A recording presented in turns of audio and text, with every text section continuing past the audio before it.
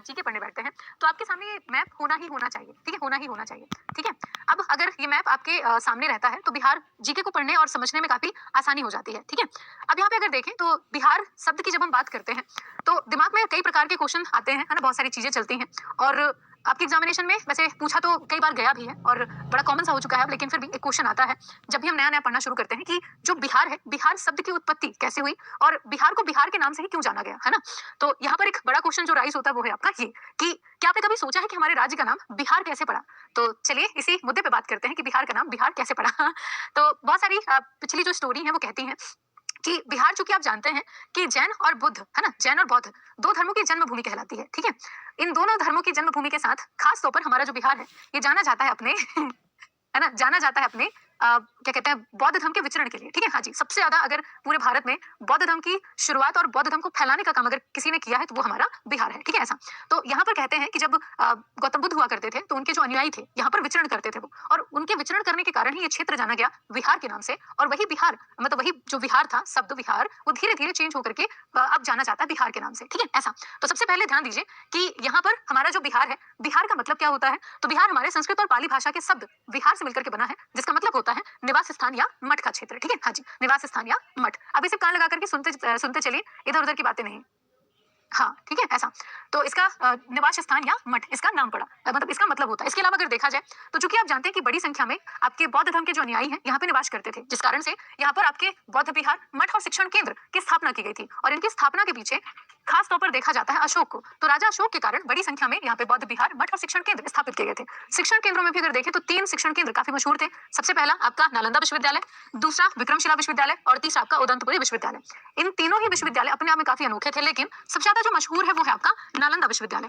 नालंदा विश्वविद्यालय के बारे में आप जानते हैं कि ये हमारे, हाँ जी, नालंदा विश्वविद्यालय के बारे में आप जानते हैं कि हमारे पूरे भारत का, है ना, पूरे भारत का एकमात्र ऐसा विश्वविद्यालय था उस टाइम पे जो कि बच्चों को यहाँ पर ठहरने की भी अनुमति थी, आराम से वो रहते थे और पढ़ाई भी करते थे, है ना, अलग अलग सब्जेक्ट की जो शिक्षा है, विषयों की शिक्षा है वो लेते थे। तो इस तरीके से आपका नालंदा विश्वविद्यालय भारत के साथ साथ विश्व के अलग अलग क्षेत्रों में भी मशहूर था। आपने सुना होगा कि चाइना, जापान, अन्य अन्य क्षेत्रों के जो क्या कहते हैं लोग थे वो यहाँ पर आते थे, कुछ टाइम रुकते थे और फिर चले जाते थे। वहां जाकर के नालंदा विश्वविद्यालय के बारे में अपनी किताबों में या फिर यात्रा वृतांत में वो वर्णन करते थे, इस तरीके से, ठीक। तो ये महाविहार न केवल भारत बल्कि पूरे एशिया में, ठीक है, पूरे एशिया में ज्ञान और अध्यात्म का प्रसार करने वाले केंद्र बन चुके थे। और इसी सारी चीजों को ध्यान में रखते हुए अगर देखा जाए तो धीरे धीरे ये जो बोलचाल की भाषा है थी बिहार, ठीक है, बिहार, बिहार शब्द का रूपांतरण शुरू हुआ और बिहार धीरे धीरे जाना गया बिहार के नाम से। और अभी आप अपने राज्य को इसी बिहार के नाम से जानते हैं। तो कुछ इस तरीके से पूरी स्टोरी आपके सामने रखी जाती है, ठीक है।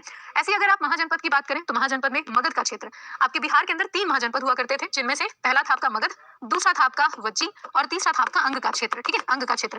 इन्होंने भी बिहार के निर्माण में काफी महत्वपूर्ण भूमिका निभाई थी। सबसे ज्यादा मगध का क्षेत्र, ठीक है, मगध का क्षेत्र जो कि आज भी विश्व प्रसिद्ध है, ठीक है। ऐसा तो यहाँ पे इसे ध्यान रखिएगा, ठीक। चलिए अब यहाँ पर जब हम पूरा नाम का तात्पर्य और किस तरीके से नाम पड़ा वो सारा कुछ देखें तो हमारे दिमाग में आना चाहिए कि हमारे भारत के अंदर बिहार की लोकेशन क्या है और पूरे विश्व में भारत की लोकेशन क्या है। तो यहाँ पर अगर आप ग्लोब देखते हैं, ठीक है, ग्लोब देखते हैं तो ग्लोब के अंदर भारत की लोकेशन आपको कहाँ पे दिखाई पड़ती है और भारत के अंदर बिहार की लोकेशन कहाँ पे दिखाई पड़ती है। ये क्वेश्चन कई बार पूछे भी गए हैं और अभी भी कई बार पूछे जाते हैं, है ना। ऐसा तो यहाँ पर अगर देखें तो भारत आपको कहाँ पे दिख रहा है। बिल्कुल, जितने भी स्टूडेंट हैं आप अगर इस तरीके के सेशन को चाहते हैं कि आपको थ्योरी पढ़ाई जाए, एक नई शुरुआत है बिना बताए हुए है ना, ये नई शुरुआत है। तो अगर आपको ये इस तरीके के सेशन अच्छे लगते हैं, आप चाहते हैं कि पहले थ्योरी करें उसके बाद एमसीक्यू का सेशन रखें, है ना, उसके हर एक टॉपिक को हम इसी तरीके से पढ़ें, तो आप जितने भी स्टूडेंट हैं सभी लोग सेशन को लाइक करके चैनल सब्सक्राइब कर लीजिएगा। और आपकी लाइक की संख्या बताएगी हमें कि आपका रिस्पॉन्स कैसा था, इसलिए बहुत ध्यान से अगर आप चाहते हैं तो जरूर लाइक कर दीजिएगा, ठीक है। ऐसा तो आपके सामने ग्लोब है, ग्लोब के अंदर अगर आप भारत की लोकेशन देखें तो भारत कहीं यहाँ पे है, ठीक है, भारत कहीं यहाँ पे है, ठीक है। और अगर आप ग्लोब को 4 दिशाओं में बांटें, ठीक है, 4 दिशाओं में बांटें तो भारत की दिशा कौन सी होगी, क्योंकि आप 8 दिशाएं पढ़ते हैं कुछ इस तरीके से, ठीक है, इस तरीके से 8 दिशाओं में आपका नॉर्थ, साउथ, ईस्ट और वेस्ट, ठीक है। ये हो गया नॉर्थ ईस्ट, ये हो गया साउथ ईस्ट, ये हो गया साउथ वेस्ट और ये होता है नॉर्थ वेस्ट, ठीक है, नॉर्थ वेस्ट। तो इस तरीके से हमारे भारत की लोकेशन ग्लोब पे कहाँ पे है, तो भारत हमारा ग्लोब के उत्तर पूर्व, ठीक है, हाँ जी, उत्तर पूर्वी क्षेत्र में उपस्थित है, यानी कि नॉर्थ ईस्ट की ओर हमारे भारत का डायरेक्शन ग्लोब में दिखाई पड़ता है। और सेम एज अगर आप भारत में बिहार की लोकेशन देखें तो आपको किस दिशा में दिखाई पड़े, तो भारत के अंदर भी जब आप भारत को इस तरीके से 4 भागों में डिवाइड करते हैं, ठीक है, हाँ जी, तो यहाँ पर हमारे भारत के अंदर बिहार की लोकेशन भी क्या होगी, तो ये आपके नॉर्थ ईस्ट की ओर है, ठीक है, नॉर्थ ईस्ट की ओर है। तो इस तरीके से भारत के अंदर बिहार की लोकेशन आपको क्लियर है। अब यहाँ पे अगर आप बात करें तो बिहार से सटे हुए जो राज्य है ना, और देश कौन कौन से ये देख लेते हैं। तो यहाँ पर देखिए बिहार के जस्ट ऊपर ये नेपाल का इलाका है, ठीक है, नेपाल का इलाका है। राज्यों की अगर बात करें तो यहाँ पर ये हिस्सा इतना किसका है, तो ये है वेस्ट बंगाल का, ठीक है। ये हिस्सा इतना किसका है, झारखंड का। और ये इतना हिस्सा किसका है, तो ये इतना हिस्सा कैप्चर किया है उत्तर प्रदेश, ठीक है, उत्तर प्रदेश। तो बिहार हमारा चारों तरफ से कहाँ किस क्षेत्र से घिरा हुआ है। तो अगर आप बीच में बिहार की स्थिति देखें, बीच में बिहार को रखें, तो बिहार ऊपर से उत्तर की ओर नेपाल से घिरा हुआ है, पूर्व की साइड पे वेस्ट बंगाल है, दक्षिण की साइड पे झारखंड है और पश्चिम की साइड पे है उत्तर प्रदेश। ठीक है, उत्तर प्रदेश। ये आपसे पूछा जाता है, कई बार आपके एग्जामिनेशन में दिखाई भी पड़ता है। ठीक है, ऐसा ऐसे अगर आप देखें तो हमारे बिहार में अक्षांशीय और देशांतरी विस्तार, जब हम ग्लोब की बात करते हैं तो अक्षांशीय और देशांतरी विस्तार पर भी डिस्कशन किया जाता है। अक्षांश और देशांतर रेखाओं के रूप में अगर देखें तो क्वेश्चन बनते हैं, क्योंकि अक्षांशीय और देशांतरी रेखाओं का सबसे बड़ा उपयोग है समय की गणना के लिए। ठीक है, समय की गणना के लिए। तो एक छोटा सा पॉइंट यहाँ पर आप देख सकते हैं, ये अगर बिहार है तो बिहार में अक्षांशीय देशांतरी विस्तार आपको ये याद करना पड़ता है, ध्यान रखिएगा। तो अक्षांश रेखाएं, ठीक है, इस तरीके की रेखाएं, और देशांतर रेखाएं कुछ ये सीधी रेखाएं। ठीक है, ऐसा। तो अक्षांशीय विस्तार की अगर बात करें तो बिहार का अक्षांशीय विस्तार कितना से कितना है, तो बिहार हमारा आपके, अगर ये बिहार है तो यहाँ पर यहाँ तक, ठीक है, 24 डिग्री 20 मिनट, है ना, 10 सेकंड अक्षांश से, उत्तरी अक्षांश से लेकर के, है ना, उत्तरी अक्षांश से लेकर के बिहार हमारा 27 डिग्री 31 मिनट 15 सेकंड, है ना, 15 सेकंड उत्तरी अक्षांश पर उपस्थित है। ठीक है, उत्तरी अक्षांश पर उपस्थित है। वही अगर हम देशांतरी विस्तार की बात करें तो देशांतरी विस्तार में बिहार की जो लोकेशन है, ठीक है, बिहार की जो लोकेशन है वो कहां से कहां तक है, तो बिहार हमारा आपके 83 डिग्री, ठीक है, 83 डिग्री 19 मिनट 50 सेकंड, ठीक है, 19 मिनट 50 सेकंड से लेकर के 88 डिग्री 17 मिनट 40 सेकंड जो पूर्वी देशांतर है, ठीक है, पूर्वी देशांतर पर उपस्थित है। ठीक है, हाँ जी।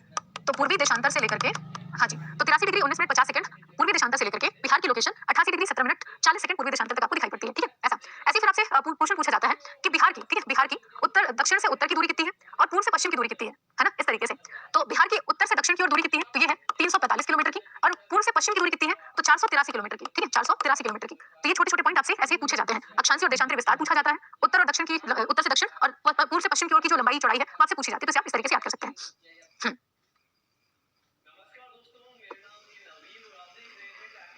यहाँ तक ठीक है। यहाँ पे आप इसे देख सकते हैं 483 और 345 किलोमीटर, यहाँ तक ठीक है। बहुत बढ़िया। जब आप अभी 9 बजे क्लास देखते होंगे, जैसे आज भी मैंने सुबह 8 से 9, 9 से 10 2 घंटे पढ़ाया है, तो अगर आप बिहार के सामान्य परिचय से रिलेटेड क्वेश्चन जानना चाहते हैं तो आप सुबह की जो क्लास थी मेरी 2 घंटे की, वो जरूर देखिएगा, आपको इस तरीके के क्वेश्चन करने बहुत अच्छे लगेंगे। ठीक है, अगर आप ये पूरा पढ़ के वहां जाते हैं क्वेश्चन करने तो, ठीक, हाँ जी। तो यहाँ पे यही सारी चीजें हैं। ऐसे अगर आप देखें तो बिहार का पूरा, है ना, ये जो पूरा बिहार है हमारा, यहाँ से लेकर यहाँ तक, यहाँ से लेकर यहाँ तक, इसका टोटल एरिया कितना है, तो बिहार का क्षेत्रफल, है ना, बिहार का क्षेत्रफल एरिया ये कितना है, तो ये आपका 94,163 वर्ग किलोमीटर। ठीक है, वर्ग किलोमीटर। और अगर आपसे बोले कि भारत के अंदर जो बिहार है, मान लीजिए कि भारत के पास 100% जमीन है, ठीक है, भारत हमारा 100% है, तो इस 100% में बिहार के पास कितने प्रतिशत